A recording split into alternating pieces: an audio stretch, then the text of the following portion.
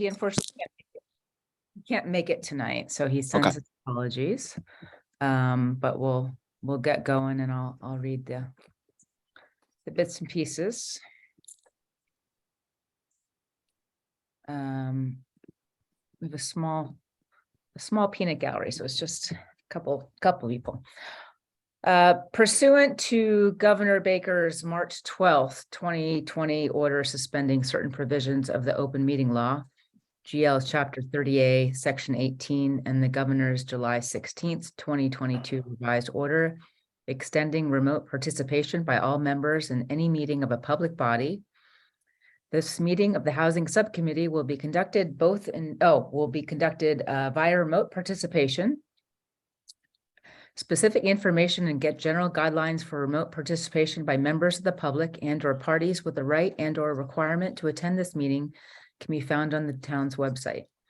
For this meeting, members of the public and committee members may attend in the meeting. This is virtually. For those who wish to do so remotely, may follow the instructions. For those who are not able to attend in person, every effort will be made to ensure that the public can adequately access the proceedings in real time via technological means. Pursuant to MGL 7C 30A, Section 20F, after notifying the chair of the public body, any person may make a video or audio recording of an open session of a meeting of a public body or may transmit the meeting through any medium. At the beginning of the meeting, the chair shall inform other attendees of such recordings. Any member of the public wishing to speak at the meeting must receive permission of the chair. The listing of agenda items are those reasonably anticipated by the chair, which may be discussed at the meeting. Not all items listed may in fact be discussed, and other items not listed may be brought up for discussion to the extent permitted by law. So this is being recorded by the town of Great Barrington. We have, right now we have 5 attendees, and there might be members of the press that might be recording. So, as I said earlier, Garfield extends his apologies. He won't be able to make tonight's meeting. So first we'll call roll call. Jeremy? Here. Malcolm? Here. And I am here. So we'll move into the approval of the minutes of January 10th, 2023. Do I have a motion? Move to approve. And a second? Second. Any discussion? Yeah, so I read the minutes, but I did not attend the meeting. Well, yeah, I did not attend the meeting. So I think I can still vote on them, to approve them. But anyways, I believe so. Okay, so Malcolm, did you have any discussions or notes? I know you took them, so. No, they're perfect. All righty. So a motion to accept the minutes. Oh, roll call. Are we doing roll call? Yeah. Jeremy. Aye. Malcolm. Aye. And myself. Okay, so the minutes of January 10th are approved and accepted. So subcommittees, announcements, and statements. So I was hoping to just open up to the floor to the you all, and just let me know kind of what's happening, especially on the planning board. I haven't really been able to join, so I'm curious where you guys are and what's happening in terms of housing.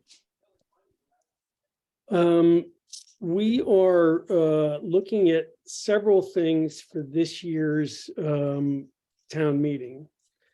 And hang on one second, I have to find the agenda. I thought I had it up.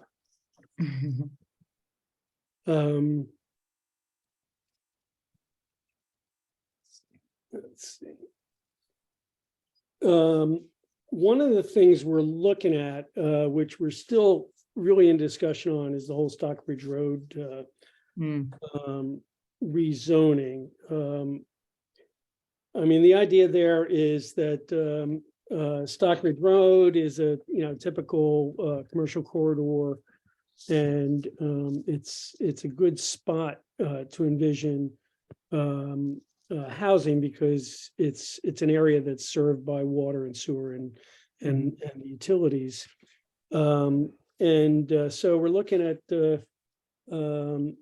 at ways to encourage housing development on Stockbridge Road, but at the same time look at ways of improving the corridor as as an amenable place in town. So that's part of what we're doing, and one of the things we're going to be covering this week. And I will. Where the heck is my?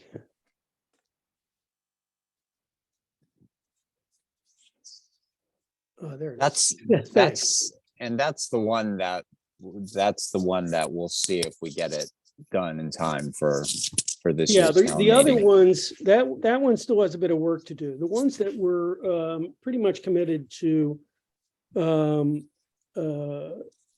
presenting to town meeting, or at least having the public hearing and sending it to the select board, is basically there's a couple things that are really housekeeping, like we're using the word like 2-family, 3-family. We're proposing to change that to 2-unit, 3-unit, because it may not be family in a unit. We want to change the definition of multifamily from 3 or more to 4 or more, so that the 3 units would come into regulations as a similar to 2-family, where that's by right. We're looking at strengthening performance standards in design standards and performance standards, so that we can move away from the use of site plan review. So people can do more by right without site plan review. Site plan review is expensive. It requires engineers, to present to the planning board, and also it slows down projects. As long as we have a robust set of performance standards that the building inspector could go to, we don't have to ask people about lighting. We don't have to ask people about parking. We don't have to ask people about the things that we do during site plan review.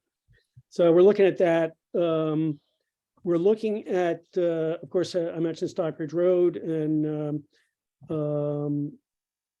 I think that's pretty much it in terms of what we're looking at as far as the zoning amendments for this year. They're all focused on housing.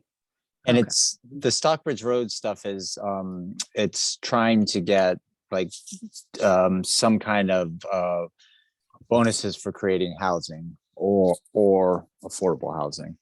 And so it's meaning they can build more if they and then the performance standards is just to try to like remove some of the limits that that we've heard prevents or may prevent developers from proposing a project or whatever, or anyway. So there are all kinds of things to how to increase housing, not just affordable housing, but just housing in general. The idea being, if you have more housing, it takes some of the pressure off of some of the more affordable housing that's already there. Okay, that's great. So on Stockbridge Road, will you be like increasing the density, like the height? Well, the Rezoning? proposal is to allow increase in height, Okay. which means increase in density if there's 20% affordable housing as part of the project. Oh, okay. So Underlying zone there. just for that area. So it's kind of inclusionary zoning, or they have to have a certain percentage? Am I saying that right? No, they don't. To get, it's just they get the bonus if. Oh, they get bonus. Okay, gotcha. They get the density, the increase in what they can do. Gotcha. Is okay. And then there's some other things like with right, Malcolm, with the mixed use, that's still in there, right? So if they some of the things that we wanted to encourage, So what was it? Things like, was it daycare? Daycare, senior, those also. Senior, yeah, Okay, yeah, great. get you. I look forward to hearing more of this, hopefully Yeah, move forward. Are you, just one last question, are you working with any landowners currently that have? So that's part of where we're at. We want to do, so especially if this goes through, but I think in general anyway, we want to do like a non town hall, like reach out meeting. Oh, okay. And our newest member is going to spearhead that. Okay. I got to caution you, I'm not sure whether the Stockbridge Road thing is going to be ready for this year, but. Yeah. we're gonna try. Great. Yeah, I mean, yeah. We It's don't want to just throw something out there. This has. Yeah, yeah. It's a big lift for sure. And I guess, that's coming back to the housing subcommittee. That's why, I'm anxious to try to get, at least a few things put in front of the select board in the town if we can, just to move things Yes. along and, find the lowest hanging fruit and work. But I think So, a lot of the things that it seems like from the list, a lot of things that the committee may want to propose are more of the long things Longer than- anyway. Yeah. yeah, I mean, at least it's starting, starting the ball rolling. Because there is a lot of this that's already just happening by Mhm. either staff or Yeah. other committees. Yeah. And, we just to, as Malcolm pointed out earlier, I mean, we are a volunteer group and we can only do so much. And, it would be wonderful to get some help, but, we're doing the best we can, and at least, trying to flag what's out there and some of the possibilities. And, if it turns out that there is money or there's a desire to hire someone specifically for housing, that would be probably very welcome. So what I wanted to do is highlight a couple items on, well, actually one item for this meeting on the housing plan worksheet. Originally, I was hoping to kind of have a little mini presentation of what might go in front of the select board if this committee wants it to. So what I'm looking at is showing you a brief PowerPoint on item number 24 of the housing worksheet, which I'll share with the on the screen right now just to refresh our memories. Mm-hmm. Go through that PowerPoint, try to get some kind of a in-depth discussion, and then have a general feeling, this is something that we want to bring up. And I have us penciled in for a meeting with the select board on Monday, February 13th at 6 p.m. to bring any of our recommendations to the select board to try to get in there. It doesn't mean that these will be the only things that go in front of the select board, but at least we have the ball rolling on a couple. So what I will do is I'll share my screen and I'll start with the worksheet just so we can kind of remind ourselves where we're at. I haven't done an awful lot of work on the worksheet because obviously it's something we're all working together. But I did try to clean up a little bit. So let me, let's see.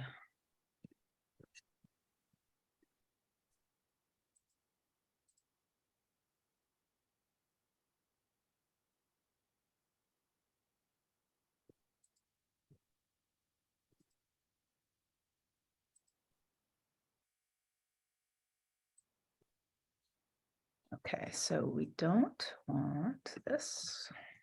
It should come with a driving test or something.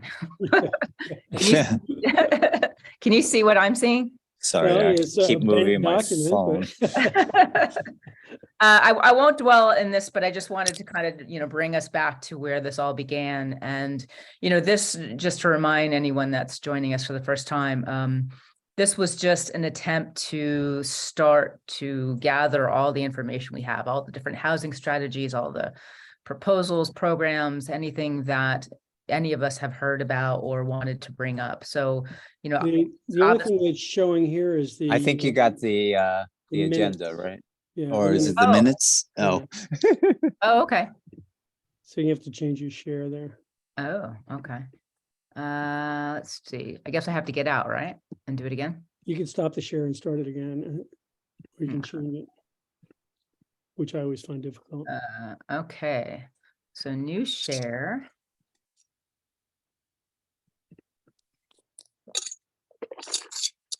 There you go. How's that? That's better. More Okay. appropriate. I'm glad you told me. Was I showing something horrible? No, it was just the minutes. Oh, okay. I thought it was great. You have to warn me if something comes up. Yeah, so this is the housing plan worksheet. As you know, we've been using this for, you know, a few months now, and we are at the point that I would like to start focusing on a couple things. And with your permission, I'd like to start with number 24, which is highlighted, tax exemption for owners of affordable year-round rental housing. So before I start with the presentation or the draft presentation, does anyone have any points to make about the kind of general worksheet or how things are going? Are you finding this useful as a kind of a touch point just to start discussions? Yes. I started to take a shot, and I'd like to share this at the next meeting. Yeah. In terms of, you know, when we're moving towards a position here where we're coming up with a list of things that need to be done, and we have to identify those people who would be assigned to do them within the town if in fact they will get done. And Yeah. I think we should, you know, I would like maybe the committee on the next meeting to take a shot at that, and I might be in a position to present something that my Great. ideas that we could look at. Super. Some of the things, many of the things, I did a preliminary look at these things, and many of the items here on our spreadsheet really required town staff to do them. Yeah. I mean, it's not really something that can be done by volunteers, you know, long-term assignment of matching landlords and tenants, or keeping an inventory of what properties are available in the town, or, Yeah. Yeah. you know, that kind of thing. But they are something that might be done by a staff if we hired a housing expert.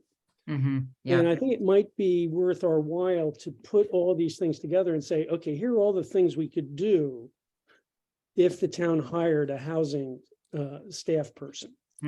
Yeah. And you know, if the weight of that list is such that it's worthwhile then to do that, then maybe that's something that could be done. Otherwise, just saying we should hire somebody isn't going to get it done. We actually have to say, if we hire somebody, here's what that person could do. Yeah, yeah, absolutely. And, you know, it comes down to money as well. So, you know, where are we going to come up with sometimes they're money? over there in Devorah's stuff, either know- in the white drawers. I'll wait till Jeremy. So the proposal that we'll discuss next week, which is a real estate transfer fee proposal, you know, that generates some income or revenue, I should say, not income. So potentially, you know, some of the thing is, okay, if we're hiring, you know, another staff member just to focus on housing, where's that money going to come from? So ideally, if we have one of these strategies that say, hey, you know, this strategy will generate revenue to pay for, you know, part of the staff member. I mean, that's not necessary. Obviously, there's other ways to come up with revenue, but at least we can kind of build in something and say, okay, well, this is one way to do so. But yeah, I absolutely agree with you, Malcolm. Thank you for that. You know, what we could do is I've just been sharing kind of PDFs, but obviously Malcolm and Jeremy, if you guys want to have the and I know I shared an earlier version just of it's done in Google Sheets. So, you know, you can just work off that and I can update the master if you want, just so we're not all working on it together. So yeah, just remind me.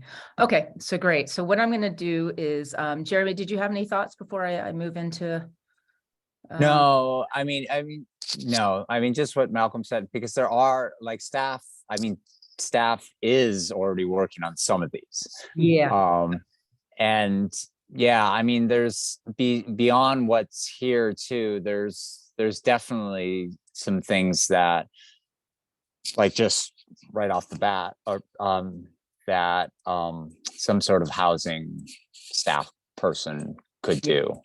Yeah. Like this meeting, it's just volunteers. And so if if that person was present at these meetings, the trust meetings, things Mhm. like that would be super helpful.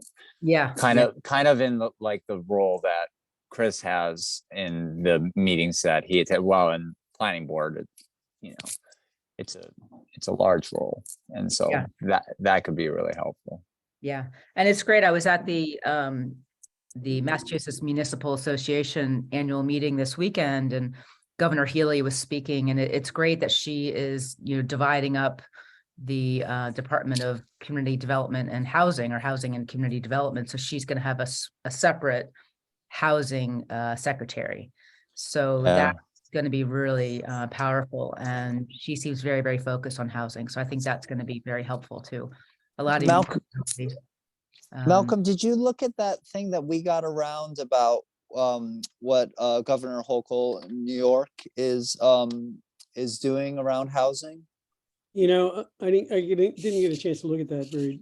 Yeah, that is like, whoa. Okay. It's pretty interesting. Anyway. Okay. But maybe we could share that with you too. Yeah. Because it's interesting. I don't, we can at best send something to Governor Healy, but yeah, say, hey, look what they're doing in New York. Well, yeah, it's definitely a regional issue. Obviously, it's a national issue, worldwide issue. Yeah. If we kind of keep shrinking it down, and, Governor Healy's already been to the Berkshires twice in 2 weeks. So I think we have an ear there. And, once the Department of Housing is set up, I think, if we could all rally around some kind of regional plan, I think we'll be in a good place. Okay, so let me, I'm going to try to reshare this little draft and walk you guys through this. This is just again, to get us started.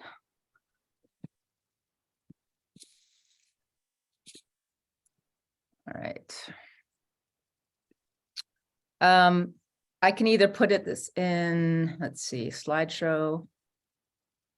Okay. So, I just kind of put together a paragraph, and this is something just to get us, talking. So if there's something huge, like, oh, we don't want the slide or whatever, just let me know. I can run through this, and obviously, if you have notes, you can kind of send it to me. The idea really is to go through this one proposal, get a sense of what you're thinking about it. Is it something that we want to bring to the select board? And in terms of the presentation, what the thought was, anything that we bring to the select board on February 13th would be in a form of a small presentation such as this. This is pretty long. I kind of added a lot of stuff here just to give you guys as much information as I could. But the idea is to, maybe have a short PowerPoint and just have a one sheet executive summary, basically just saying, the background, the main points of this proposal, and to go from there. I see one hand raised. James, can we wait? Is it something you can wait with? Because I'm going to have to stop my share. Let me just see.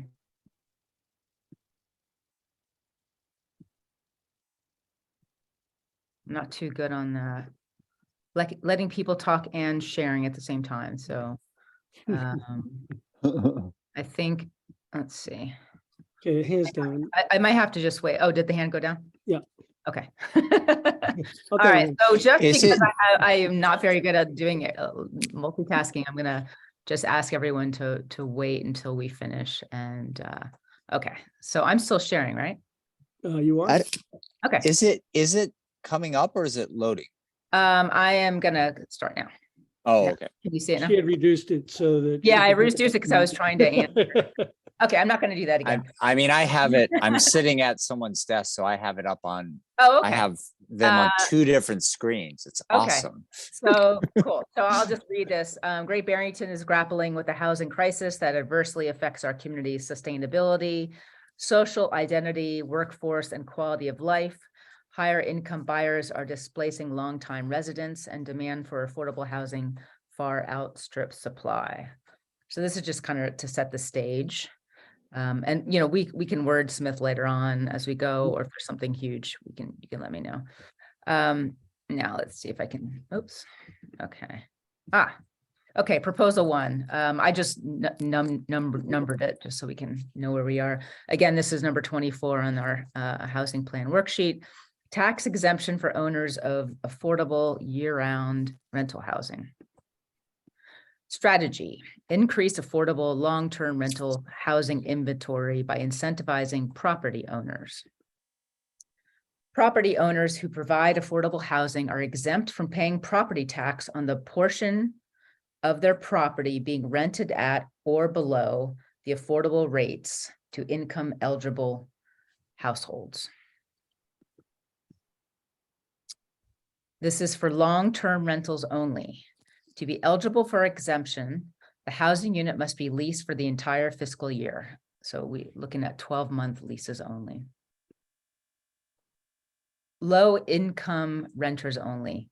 To be eligible for exemption, the housing unit must be leased to a low-income person at rents not to exceed HUD limits for low-income households, which is 80% or under AMI.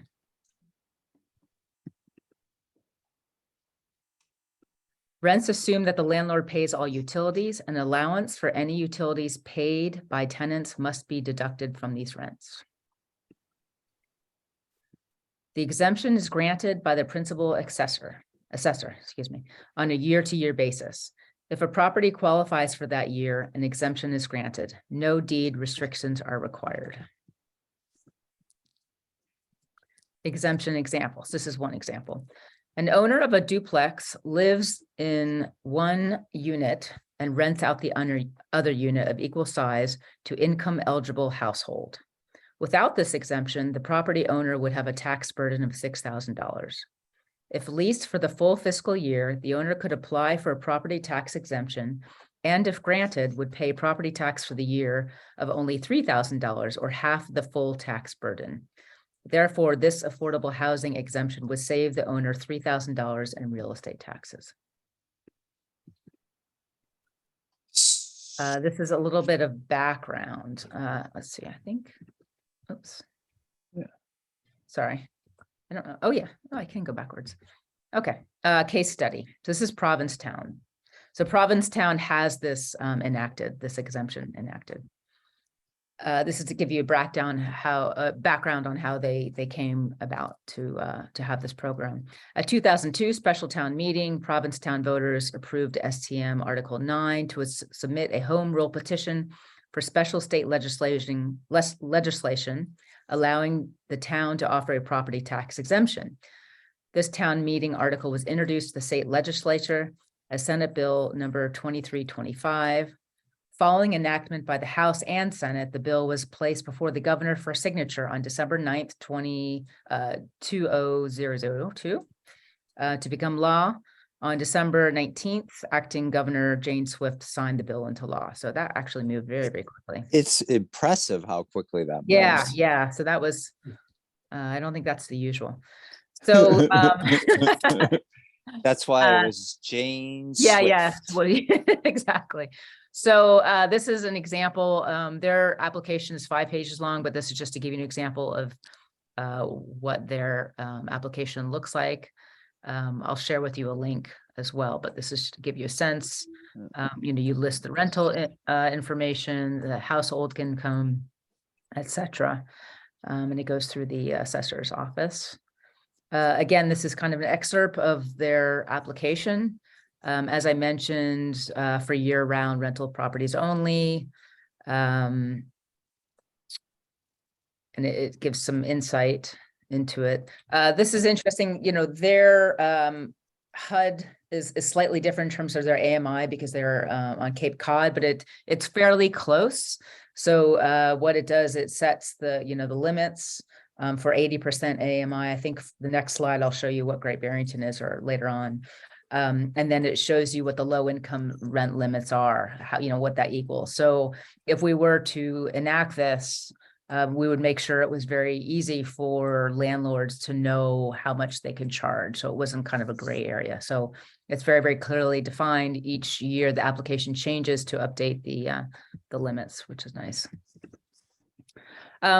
So I did kind of a deeper dive just to see how it works with the assessor.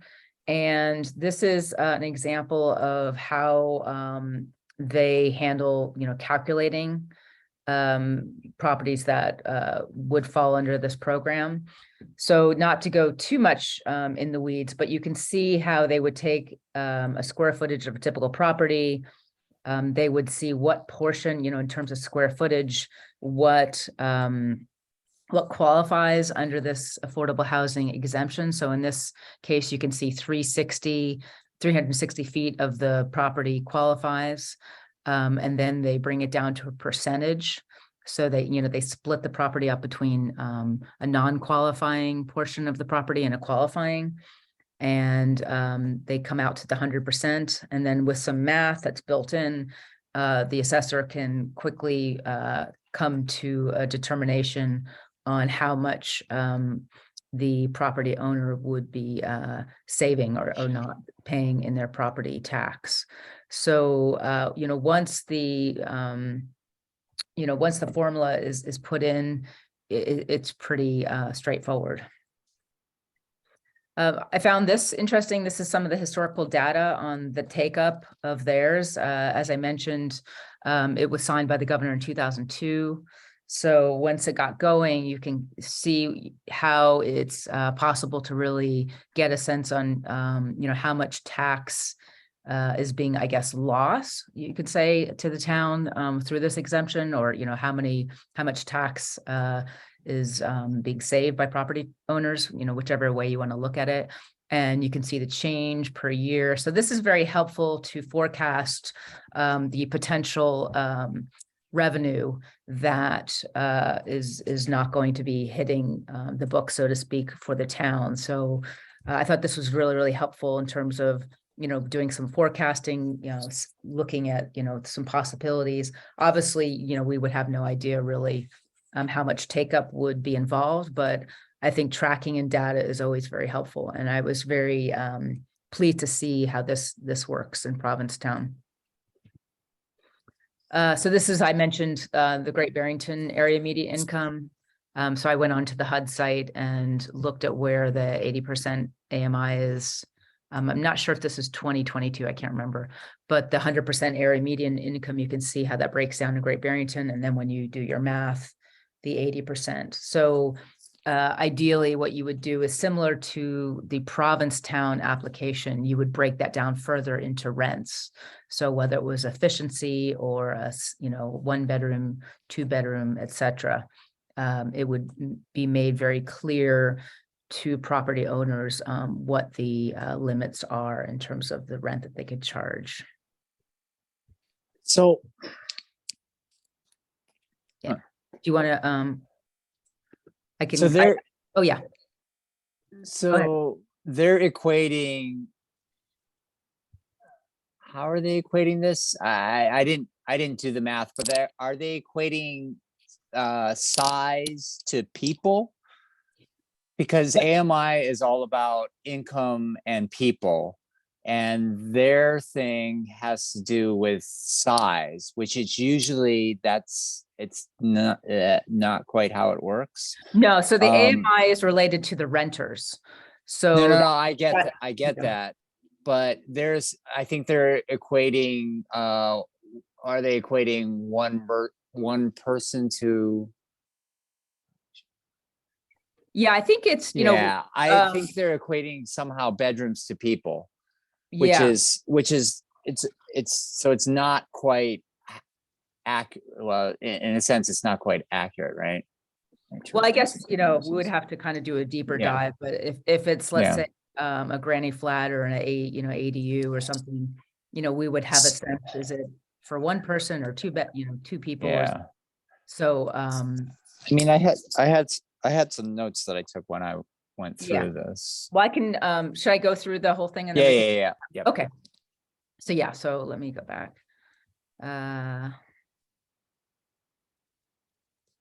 Pros and cons. Okay, pro. And I just, Cons. I just think- picked a couple. So I didn't go too far into it. I just kind of highlighted a couple one. So this allows for a small scale scattered sites approach to housing versus grouping low income renters in dense housing development. So, it's always beneficial to have, a mix income through the town. And one of, the beauty in this is that this is allowing for, low income renters to be in neighborhoods and to be scattered through our community. So you're not necessarily just grouping them into, larger housing developments. So that's, a real pro, I think, to have everyone kind of mixed in. That's the scattered sites approach. Another pro is that it offers a significant cost saving alternative to building new housing. And I did a back of the napkin calculation. So let me kind of walk you through this. This is by no means, don't hold me to this, but it gives a sense of where I'm going with this. So creating a new unit of housing can cost the town between $250,000 to $350,000 per unit. So that's, and I'll show you in the next slide the historical reference for that. Versus $1,000 to $4,000 per unit per year cost. So if you think that, we were going to either build or repurpose a unit, when you talk to contractors, you get a sense of, what is the construction cost. And that, what I'm hearing, it ranges depending on the finishes, anywhere from 250 square feet up to, 750 square feet for, for high end finishes. So around 350 square feet generally seems to be where we are now. Obviously, supply issues and the cost of lumber and various things are changing it day in and day out. But just, as an average, let's say 300 square feet construction costs, times a 900 square foot unit could come out to around $300,000 to build. Now, this is just, rough math, but what it shows you is, if the town were to, want to build new units or to start repurposing, it is quite costly. We're looking at least probably for $250,000. And to give you some historic reference, again, this is just real general, and there's obviously, you have a scale issue in terms of some of these bigger projects. And so Housatonic School, for instance, roughly it's a $3.5 million budget. We're getting 10 units of affordable housing for that. Roughly it comes out to $350,000 a unit. And these are 1,200 square foot, 2-bedroom apartments. So obviously, there's common area, et cetera, but that's basically, to come out with that is roughly $350,000 a unit for 10 units. Then another reference I used was 343 Main Street, which is the former BCC campus. Allender Construction, Ian Rash approached the CPC and was looking for a 1-bedroom apartment in return for $250,000 from CPA funds. So that gives you, a sense of, a developer potentially saying, okay, well, in return for this, I'm going to give you this. So this is a good example of, $250,000 for a 1-bedroom apartment. And in his proposal, he had 80% AMI with a 20-year deed restriction. Then you look at Bentley, which was a budget of $18 million, 45 units. That was coming around $400,000 a unit. Windrush budget of $19 million for 49 units. So we're looking at $388 a unit. And Forest Springs, which was in 2017, so it was a few years ago, but the budget was $3 million for 11 units, and that came in at 273,000. So that just kind of gives you a sense of where, what we're looking for. And if you think about the money that, for someone getting a tax break, and maybe sure they might get $2,000 or $3,000 tax break a year, the alternative is the town coughing up $250,000 a unit to build or repurpose housing. So that's kind of a little look at, why I think this is a good deal for the town. Now, obviously, we don't know who's going to take this up, but, for those that might say, hey, we need this revenue, my answer is, well, we really need affordable housing. And, this is actually a really good deal if people can do this. And, it brings families into the neighborhood. Cons that requires a multi-step process. So this is not easy. It's not that it's not easy. It takes a little bit. So first, town meeting is approval is needed. So obviously this would, go to the select board. The select board would decide to put this on the warrant. It would go for town meeting approval. If it's approved, then it would go to our representatives, and this home rule petition would be filed in the state legislature. Historically, home rule petitions have stalled in the legislature, so you go through various committees, and then the exemption can only be adopted if the legislature approves it and the governor signs it.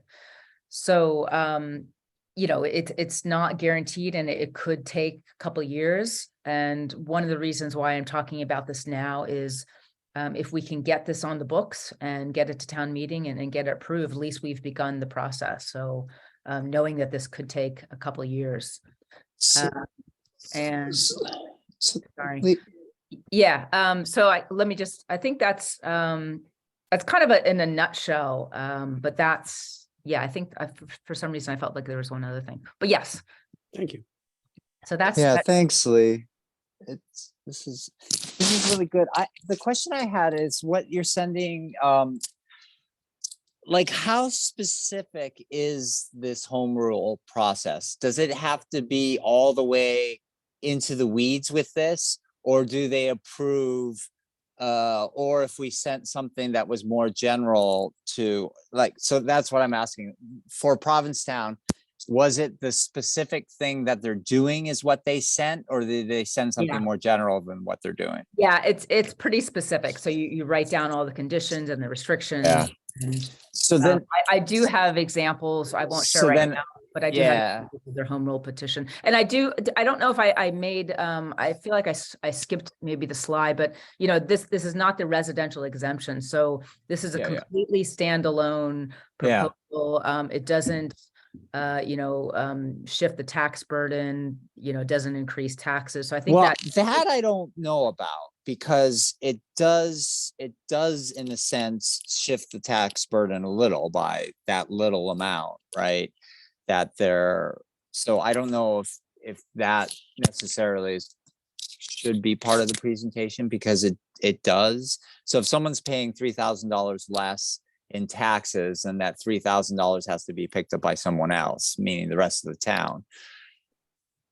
But I don't know if that's necessarily not a reason to do it. And then also in the comparing of what it costs to create units. So then if we're going to do that, then we should be also comparing it by what the town's already done in the form of CPA grants. And if you compare it to those, then this doesn't necessarily sound cheap. I think the sell is that you have all of that going on, and this helps you to get more housing. And I think the sell is that we have a crisis, and we need more housing. And so the more things that we can have to generate housing and affordable housing, the better. And so, I mean, I think that more than comparing it, the whole creation thing, I mean, I think the town is a little bit far away from that. I mean, I think the closest of the town is probably to that. Well, I mean, and usually it's partnering with other people that, are doing some of the heavy lifting, or we're getting, other money, which is part of the heavy lifting, and it doesn't come down to taxpayers. I mean, I think it's really good, but I don't know if, I don't think the cell should be, I think the cell should be realistic. Like this, I think the cell is, we need housing. This is just another tool that the town can have at its disposal. Yep. Uh, to be able to use to create housing. Yeah. What the thing I'm a little concerned about this is, so Provincetown is very densely populated with very little land. And so housing is sort of like, the houses is sort of the property, but and maybe like in the center of town where probably this is going to happen anyways, it's a similar situation. But if you were to get out into some of the other properties that have a lot of other things besides the house on it, like let's say they had 86 acres, as part of their tax burden, they have a swimming pool, they have a tennis court, they have this and that and the other thing, horse stables or whatever. And then they're renting out half of their house for 80% of AMI, and they're only paying half of their real estate tax, and so I think there needs to be a little bit of judging in this, and that it can't just straight be based on square footage of housing. Also with the year-round thing, I don't know, I think it's a limiting thing, and I think I like the differentiation between short-term and long-term, but I don't know, especially with affordable housing. I mean, it's nice to have that stability, but sometimes the people that don't have that stability and they need to move or change or whatever. And if the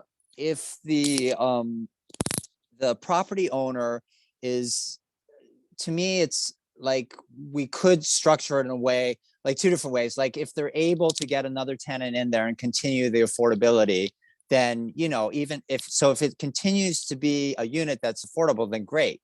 If let's say they do 6 months only, and then they're not able to find another, I mean, then, I think you can do it almost by the month in terms of like what their assessment would be.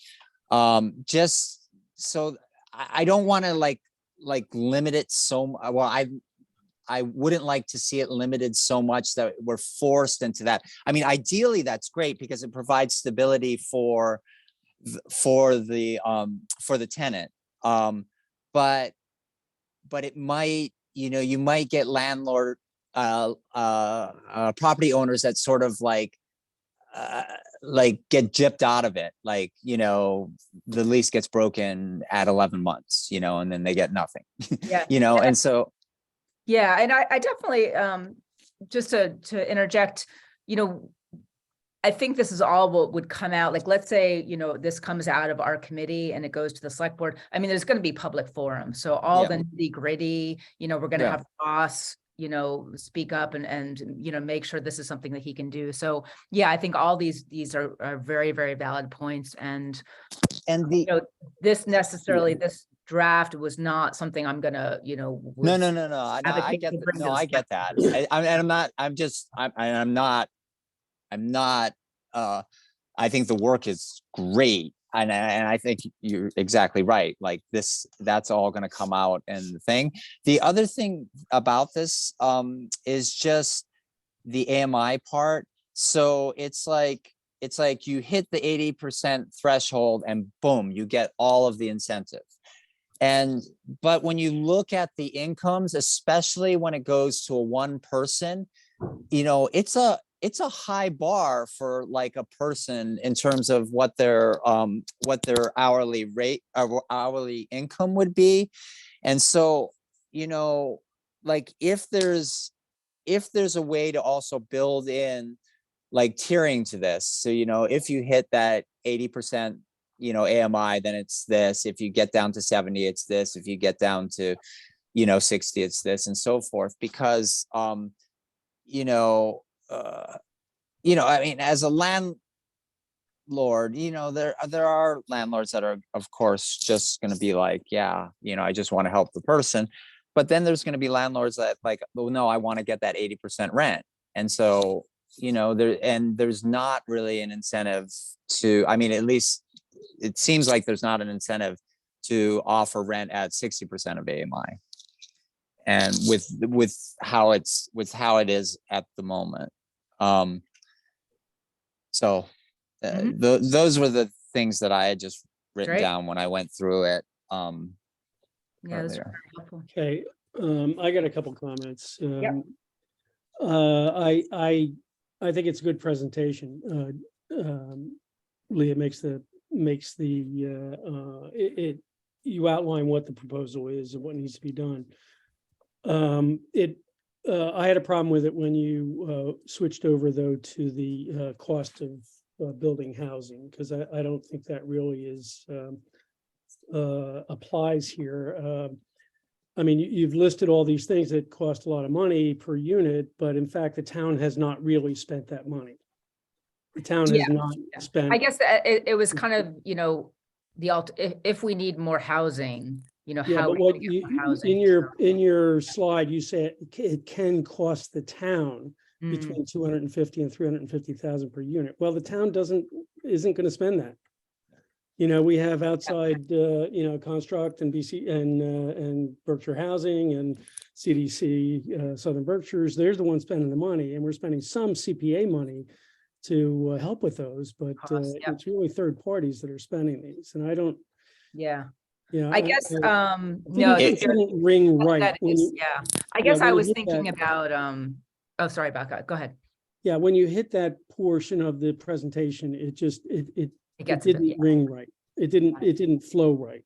Yeah. If you know what I mean, because Yeah. all of a sudden you switch from, okay, here's why we should do this tax Yeah. subsidy to here's how much it costs if we don't. Yeah, And, yeah, I agree. I kind of got in the weeds there, and this section wasn't really something I was gonna bring forward. It was kind Yeah, of one of the discussion for us. things- But yeah, I I appreciate did it. send, we talked about this either last meeting or the meeting before. Chris Rembold had sent us us meaning the planning board, a spreadsheet where he outlined he did all these affordability calculations based on AMI. What is the monthly income? What would be the monthly rent at 30% for one person, two person, three person, four person, so on, and compare that with the market Oh, rate. good. Sorry. So, for example, at 80% of AMI, for two people, the rent would be $14.74 Yeah. a month. He has estimated that the market rate is $1,800 a month for two people, for 600 square feet. That is, so that means there's probably about $325 a month in rent that the landlord is going to have to eat if he went out and rented it at market rate, which adds up to about $3,900 a year. I think that's the kind of calculation we're going to have to do to find out whether this is really going to be attractive to people. Okay.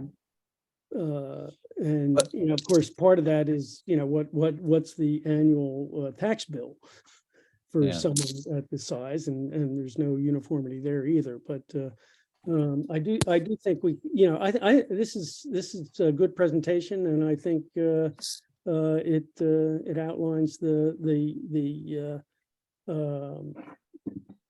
proposal very well, and I think it describes it very well, and I think we should think about doing this for some of the other things as well. And Malcolm, with the when Chris did that calculation too, and then Ian came back and like his presentation, like his numbers were different than that. And and then when I asked Chris about it, it was like, I mean, he was saying that, well, Ian knows what he can get. And so, I mean, I think all of that, it's still going to just be, it's going to depend on the market. And one of the things that in that won the like Hochul's proposal, or actually what Hochul's Governor Hochul in New York is going to do. Mhm. There was a bunch of information in there, and this is of course New York, not Massachusetts, but it was talking about like city versus upstate, and what the amount that for how much housing has gone up in price, like the percentage it's gone up in price to own, and then the rentals, the percentages that the rentals have gone up in a time period, and it was really shocking Mhm. how much those things are. And I think that was one of the things when Chris did that, and when we were looking at a lot of these kinds of calculations, it's just it's hard because because the market is kind of going all over the place. Yeah, I mean, And- we don't know what market rate is Yeah. without looking at it every day. Yeah, And- and this is a good example of, really needing, or, it would be very useful to have someone step in and say, okay, here's the fair market rents. This is the calculation. I mean, I'm kind of, even with my construction costs, I'm kind of, just throwing a lot of numbers Mhm. and seeing if they stick. But and- at this point, it would be good to have something, solid, and say, okay, well, this is the HUD, fair market rents for, 2023, and be, sure in that, during that presentation. So. And this is the kind of thing that like a housing staff person could do, right? So if some person comes to the town and, I have this large house and I'm thinking of renovating it to do whatever, or, this might be slightly different than that, but then that person can walk them through all of these options. Like, you could go to maybe CPA and try to get some funds and to create this for a permanent restriction or whatever, or you could go for this tax thing, or, this or that. And so a lot of this, I think the presentation itself will be the sell for the other, because all of this is like, it's like will become super clear for us, but will still be super confusing for a lot of people in town. And, if there's a person that, of course, Chris can explain these things, but does Chris have any time to do this sort of thing? It's, he's already so busy. And, I think this is like the perfect kind of thing for that position. It's like a person that you can go to as as an individual, not only as a developer, but as an individual, and like, hey, I want to do something to try to help this housing crisis, or I just want to do something to help myself, and what's out there in the It town. definitely takes a lot. I mean, Ross, fair play to him. He really helped me a lot with this, and went back and forth. And, I'm always mindful of the staff's time, even just preparing something like this. Am I on the right track? Do we have, other data that we can get from other municipalities? Just to let you know, the town of Wellfleet has this as well. And in, let's see, there's a town, and Salem.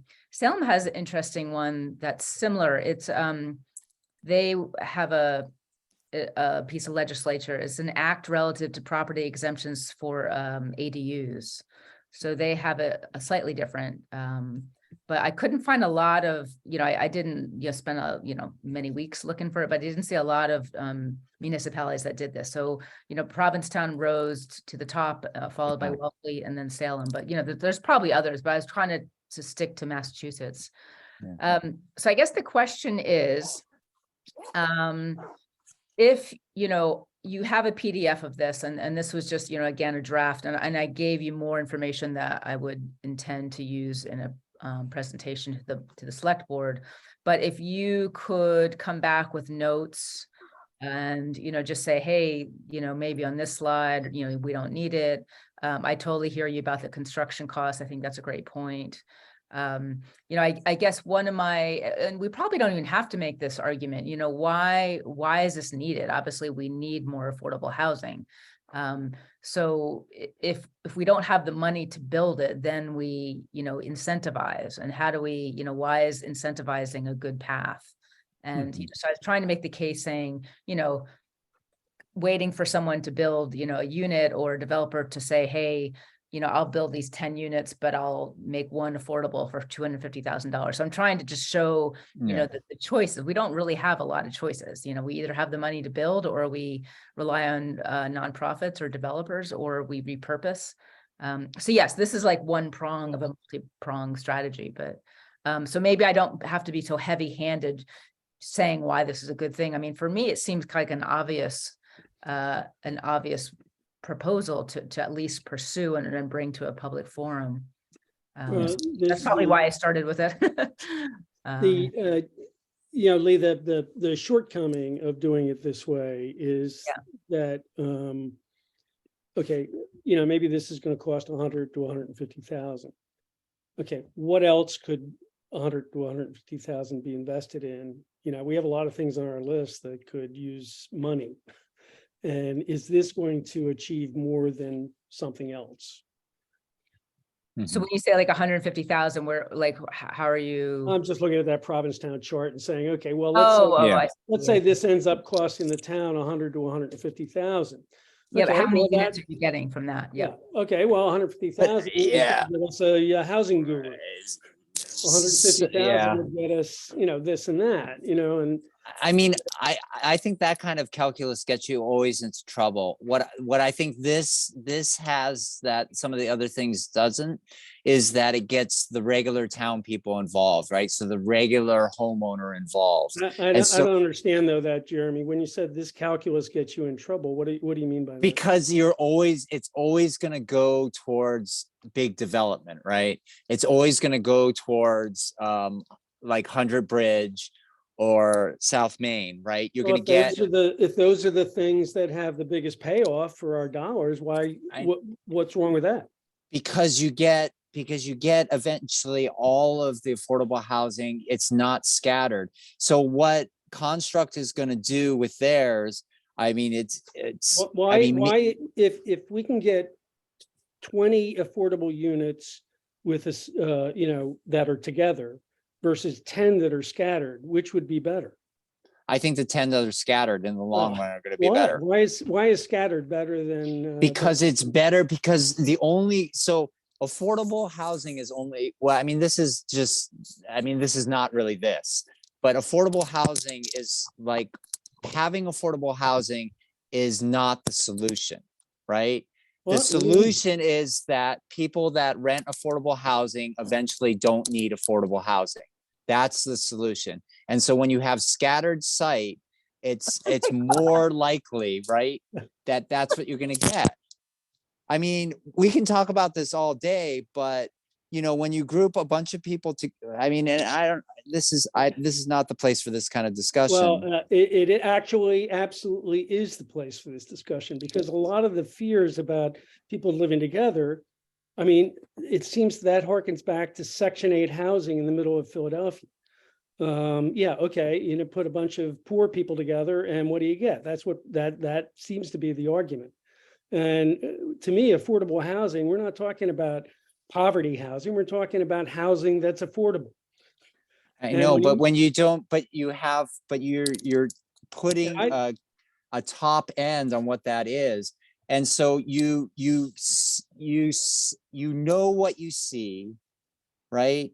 And so if you see that, then that's what you know, right? And so part of like the work in part of the work in equity and all of that, it's like, it's like when that's all that's what you're comfortable with. Okay. And so, but I don't know. I don't know, Jeremy. I lived in apartments for 10 years when we were first married, and it's an apartment. Yeah. So, I mean, I think, the balance is great. So, we're very, very lucky to have the CDC and Construct and. Yeah. But Jeremy's arguing. I think it's all kind of a balance. So Jeremy's arguing that we should not do a cost comparison to the different initiatives. I don't know if that's, I think that's okay, but I don't think that should be the sell. I don't think the sell should be, let's get as much as we can for what we pay. No, I mean, I think for those questions that come up, Because know, if we I think look it's at that, if helpful. we look at that for where we've been putting the CPA funds, it would be very interesting how much we're giving who for what we're getting. Okay. So, And I don't know if we want to do that necessarily. I mean, Jeremy, I think, I mean, so what this does is when you put it in the hands of individual homeowners, it's like, so now individual homeowners can do something to address the problem of the lack of affordable housing. To me, that's powerful. It's more powerful than the one unit it creates, right? no, it's not. It's one unit. But what do you mean it's one unit? It's like, so people feel like powerless. Well, you know, I'm not a developer, so I can't do anything about it. But yeah, you can. You know, we have our zoning in town is set up this way, right? So you have a piece of property, you can have 3 units on that property, right? You live in 1 unit, you could create 2 affordable units, right? But if an individual doesn't feel empowered to do that, because any sort of subsidy they get is going to be measured against the subsidy that some developer who's building 25 units or 50 units, it's never going to work. We're never Well, going to Jeremy, give them a that's- subsidy. I mean, that's okay. So That's a let's, straw man. can we move this on a little bit? I mean, you know, Okay. the wonderful thing about this group is that we have various ways to address housing. So we have a scattered site approach, and we also have, you know, working in bigger development. So I think, you know, having the ability to know that we have many paths to move forward is valuable. So so what I see that we have one hand up, and what I'm going to ask you guys, if we could agree for you to send notes about this. And are you happy enough bringing this forward to the select board as a proposal from the housing subcommittee? Yes. We don't, okay. So, Yes. so if you can, you know, you have the PDF with you, and if you can jot some notes and send them to me separately. And if I have time, I will, you know, have another draft for our next meeting. And what I hope to do is be able to present the other proposal that's on the housing plan that was actually on the agenda, but we're not going to have time to get to it, which is item number 20, which is the real estate transfer fee. Now, this is a bit more prickly, and there's a lot of calculation involved. I've been working really hard with Ross getting some data. So this is going to take a little bit more time, but I'll put something similar what I did with this, you know, just real basic points, go through the basics and give some reference. There are more references I can give in terms of what other municipalities are behind this proposal. So for the next meeting, I will have hopefully a draft of that proposal to show you. And if I have time, you know, I can take your notes and incorporate them. And this is all, you know, moving towards having, you know, at least one thing, because we know tonight's going to go in front of the select board, and possibly 2. And I believe that Vivian will be coming along on the next meeting, if we have time, to talk about some of the proposals for senior tax deferral. So that was kind of grouped in, you know, senior tax relief proposals. Yeah. That's 19. So if, you know, if we can't get everything together, you know, at the next meeting, which could be a possibility, it doesn't mean that we're not going to recognize the senior tax relief. It just means in this section, to get everything, you know, prepared for the select board meeting, we might have to have, like, you know, 2 meetings. But you know, obviously the goal is to try to get as many before the select board in a timely fashion as possible, so we can start the ball rolling. Does that sound good with you guys? Yes. Okay, so I see, so Lee, I just have one yeah. quick question. Yeah. So the real estate transfer fee, is that paid for by the buyer or the seller? it can be either or. So there's some municipalities that have the buyer, some have the seller, some have Okay. both. So the way that I was going to frame it is make it really open-ended. And I mean, this is one that's a really good example of needing healthy debate. And, you Yeah. know, public forum, there's going to be obviously people behind it, people not behind it. And, you know, I don't want to be in a position to say, this is how it should be. So what my intention is just to make people aware that it exists and to show you a couple ways that municipalities have addressed it. So, yeah.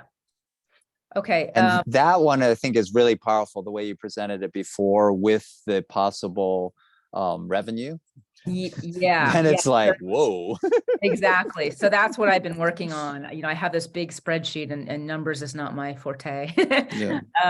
Although I was on the finance committee, so don't let anyone not know that. But so I have a whole a whole spreadsheet of all the properties and the sales and the median and, you know, what the scenario looks like. So yeah, so that's what I'll be hopefully presenting next time. So if it's okay with you guys, I'm going to move on to citizens speak. Mhm.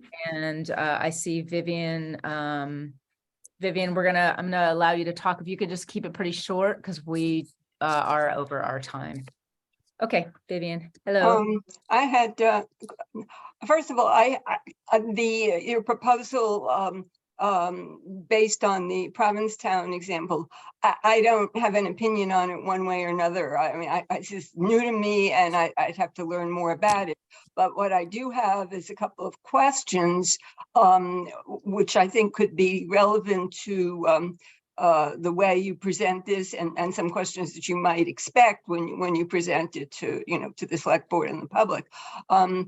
First question is, do you know how many people are in the staff of the assessor's office in Provincetown? Because this does look like it's quite a process to review. As you know, I'm proposing a senior tax deferral, which also has a process to it, but it's an extremely simple 3-page application. And Ross could probably tell you that that's much easier than keeping track of all these rental calculations. So how many people are in their assessor's office or another office that's charged with doing this type of background research, which is necessary to make this program fair and equitable, to make sure that, you know, people get what they deserve, so to speak, in terms of the tax exemption.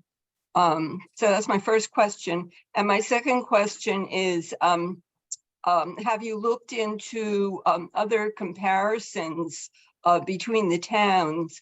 For example, in their fiscal 2023, their tax rate in Provincetown is $5.98 for residential tax rate. And that's they have a different commercial and industrial personal property tax rate, which is actually less. It's $5.70, and that's compared to ours, which is $14, and I don't remember the change. It's a single rate in town. So they are in a different situation, and also to compare their tax base, even though their population is less than half of ours, I think, in terms of full-time residents, the total residential property in Provincetown is close to $4 billion, whereas in Great Barrington, it's about $1.5 billion. So they are working from many advantages, shall we say, in terms of what's going on with their total valuations and their tax rates. And I think it's important to look at the context. I'm not saying that this wouldn't be successful in Great Barrington, but I think these are factors that we need to look at and not just look at the you know, as if we're comparing apples with apples. Thank you, Vivian. Yeah, for sure. I mean, this is an example of, wouldn't it be nice to have someone doing this, this research? You know, you make really good points. You know, I don't have the time or wherewithal to do this, but obviously if it moves to a point that it does get to the select board and it moves into a public forum, I think those are very valid questions. So thank you. Michael. But so what are their, I mean, I wonder just their bottom revenue though, because if their tax rate is so low, but their property values are so high, are their tax bills similar? Right? So, I mean, if you're timesing $5.98, you know, on a $4 million house versus a $1 million house, then, you know, our tax rate is lower, but, you know, if the house is similar. Okay. So, I mean, I guess, Okay, but Yeah. I think those are examples of things. but we- I mean, it's a good thing because it's the very thing people are going to bring up. okay, I'm gonna let Michael Wise talk and then we'll wrap it up. Michael, hey.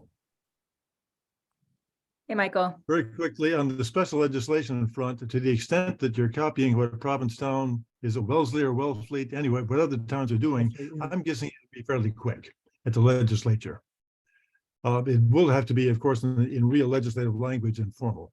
Yeah. On the Provincetown parallel, there are a lot of other things different about Provincetown, one of them being that they also have the residential exemption in place. And I'm looking at their website, they have 3 people in the assessor's office.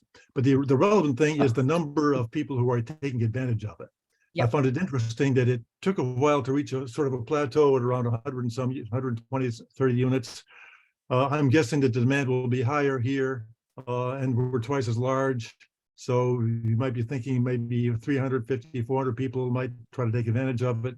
It might have enough of an effect on the overall tax bills to make that adjustment explicit. Super. You're taking that much out of the tax base, which means the rates will go up for others who are left. It will be only a couple of percent, but honesty and presentation would include that.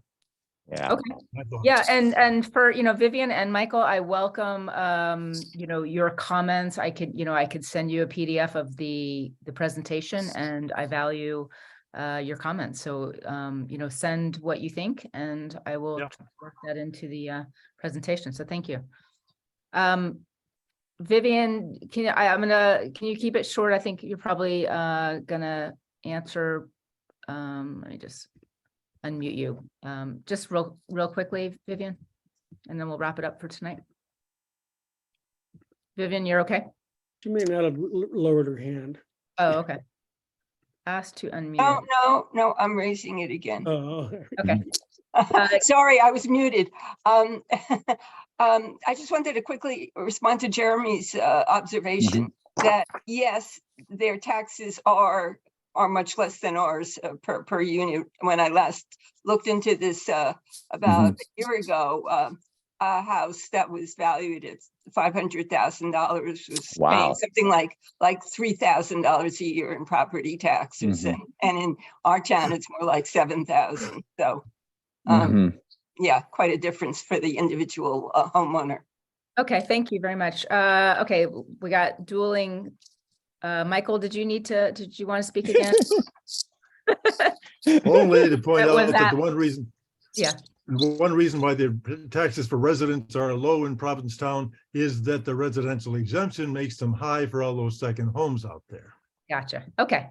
Thank you very much. All righty. So interesting. let's see. Anyone on the subcommittee want to say some last words? Some parting wishes? Move to adjourn. Okay, so real quick, so we're okay. Wait, the meeting dates, right? Yeah, you have, it's on the agenda. Yeah. So are we gonna? That's fine with you guys, right? I don't have it in front of me, but you see the agenda. What is it? Does anyone have that in front of you? February 8th at 5:30. February 8th at 5:30. Does that still work for you guys? Mhm. Okay. And thank you so much. Move any second. Oh, I'm sorry. Lee, do you know around what time we would be in the where we would be in the select board's agenda? I don't know. Okay. And what time does that meeting start? It's at 6. Are they 6? Okay. So. Yeah, so ideally, next meeting, you know, we'd like to kind of nail down, you know, this one that we agreed on. And, you know, I'll do what I can to at least get the other proposal in front of you. And it could at least be a door opening. Like if we say, hey, this is worth bringing to the select board for, you know, further discussion, you know, maybe we can include that in that presentation. And, obviously anything else, but that, we're just trying to keep the door open and say, hey, we are working, and, this is the beginning of many proposals. So that's the thought. Okay, so move to adjourn. Is there a second? Second. Okay, roll call, Malcolm, Aye. Jeremy, Aye. and me. Yay. Okay. Thank you, guys. Thank you. All right, Bye. see you later. Bye. Thank you, Lee. Thank you, Malcolm. See you, Jeremy. See you.